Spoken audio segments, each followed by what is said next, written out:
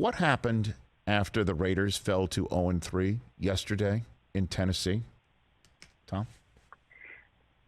So it sounds like Josh McDaniels had a meeting after the game with Mark Davis, and even calling it a meeting might be a strong word. I think that those of us, and Rich, you're certainly included here, who have been around teams know there's different cadences after every game. Some owners like to have a long conversation right after the game. Some do it after the press conference. Some are sitting there in the front row of the press conference like Arthur Blank has for years. Everybody does things differently. So to say that, this was some massive, whatever, is probably a bit of a stretch. I can tell you there's no doubt there's frustration around that building right now because you're a playoff team for a year ago that is 0-3. And you made all these big moves. You went out and got Chandler Jones. You went out and got Devontae Adams. And right now you're not playing up to the level that the team was back in January when they were without their head coach, John Gruden, who had resigned, and had an interim coach, Rich Bisaccia, guiding them into the playoffs. And this is something I talked about way back in the spring when Josh McDaniels got hired, which is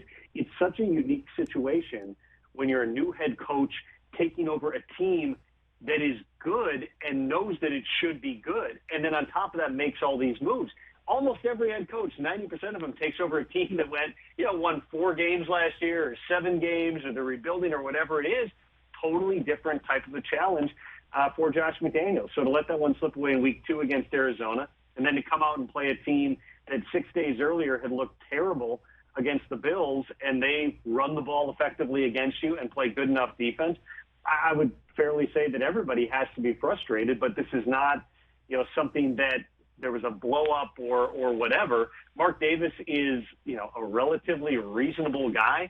Josh McDaniels is too. I would imagine there's plenty of things that they want to talk about at this point, but to say that there was some come to Jesus meeting is a little bit of a stretch after week 3. What about the chatter that this is just another situation of a longtime Belichick assistant getting his own shot? And I know this is shot number 2 for Josh McDaniels, or you could say 3 if you include the Colts one that he had and then reversed course. That's just another instance of a Belichick assistant trying to install what works for Belichick in a new spot, and it just doesn't work for the new guy because he's not Belichick.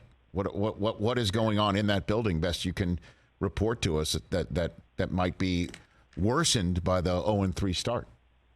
Tom.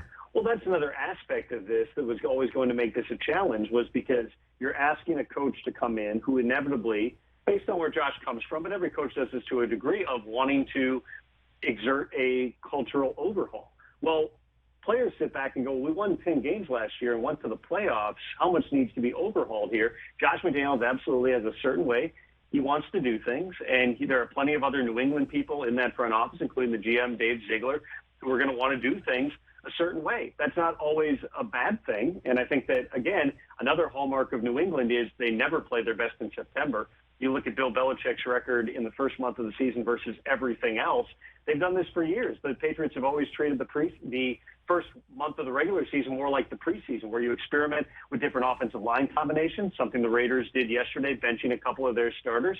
You experiment with young players. You experiment with scheme. So there's a process here that I think you have to follow. I wouldn't reduce it entirely to the New England assistant thing, because at least Josh has done this before, and he had his opportunity in Denver, and he has said repeatedly that he's learned from those mistakes and learned to delegate.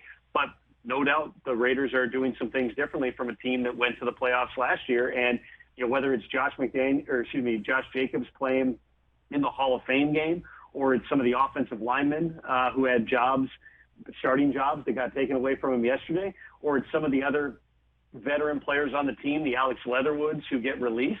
There's a bunch of guys who were taken in that previous regime who are no longer there. That's not just based on talent or how they fit. It's also based on culture, and that's going to be an ongoing thing. And at this point, when you're 0-3, an ongoing battle, so to speak, for Josh McDaniels to fight going forward.